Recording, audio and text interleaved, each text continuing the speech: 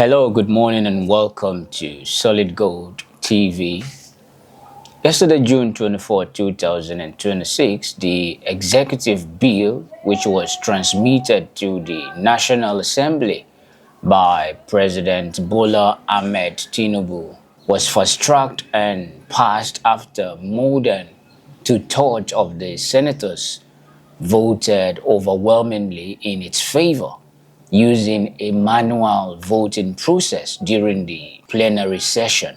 History has been passed onto our laps as the Nigerian Senate has officially passed the State Police Bill.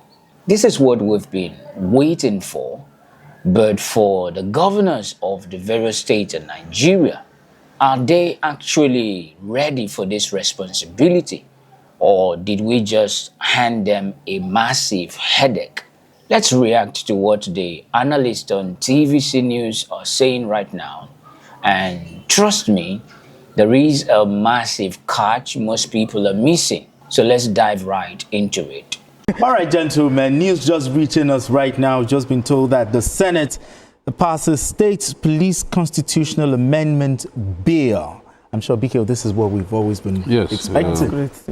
We expected this to happen today. The House of Reps had done that earlier. Yes. But the executive then came up with another bill, which then necessitated some discussions in the upper legislative chambers. Yes. So that they can harmonize their positions. And I believe that with those positions now harmonized, with some of the concerns of the executive accommodated, they've now proceeded today. Let's break down the politics here for a second. The analyst mentions harmonizing positions between the House of Reps and the executive. For those who don't speak legislative language, harmonizing here basically means that they spent hours in a room drinking tea, arguing over who gets the power, and finally agreeing on the fine print. But let's look at the speed. Usually bills move through the National Assembly at the speed of a snail on a lazy Sunday. But for this one, it showed urgency. That tells you that the security situation in Nigeria has indeed forced everyone's hands. This state police matter had been evaded by previous administrations who wanted the status quo to be maintained. But Nigerians demanded for state police. Nigerians continue to argue that the central policing structure was no longer yielding dividends and that we needed something much more than the central policing structure. Now, more people, even those who didn't believe in state police, were among the people rooting for it. Because they now believe that this is an idea whose time has come. And you can see the urgency. I'm impressed by the urgency. Previous administrations treated the state police like a hot potato. And sometimes we ask why. This is because the central policing system gives the federal government massive control. But let's be real here. Nigeria is too big, too diverse, and unpredicted. You see, the security challenges are too localized to be managed entirely from an office in Abuja. Because when a community is attacked, you can't wait for a signal to travel across 3 states before the police can move. But let's not pop the champagne just yet, because passing a bill in Abuja is one step.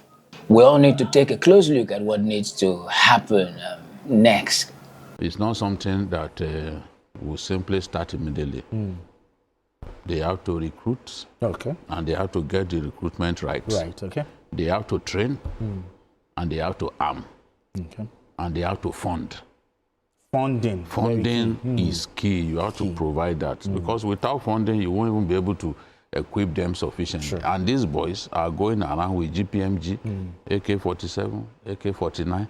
So they need the right weapons to be able to stand up to them. It's not enough to just come up with state police.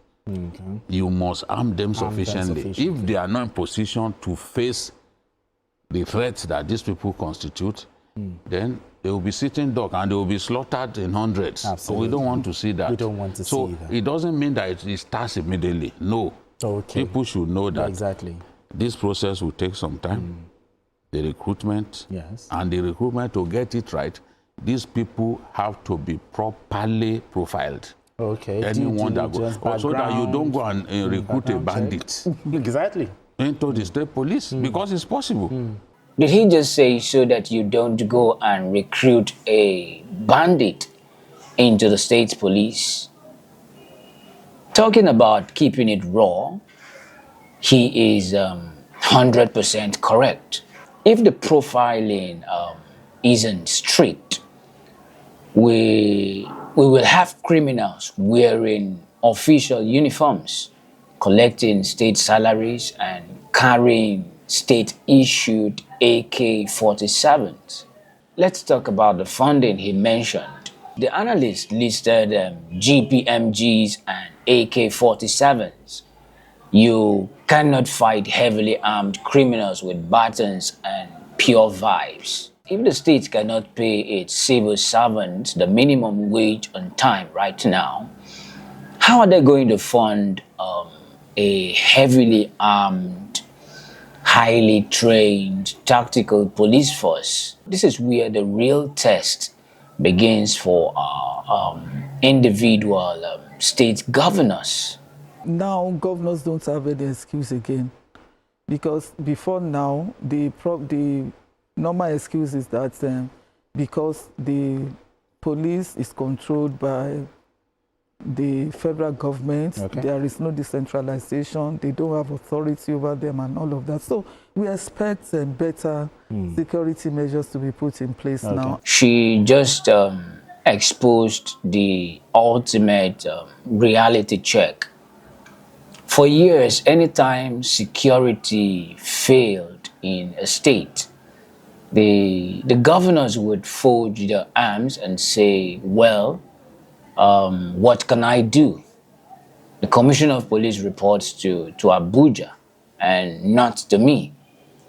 From this bill, the blame game now is officially over.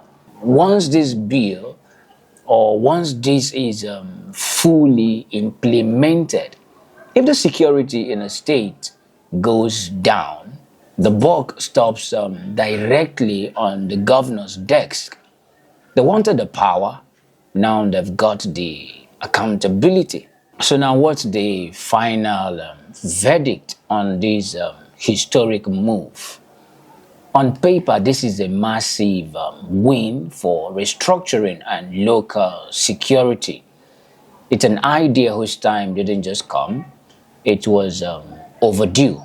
But the real battlefield is in the Senate chambers. It's going to be on the implementation.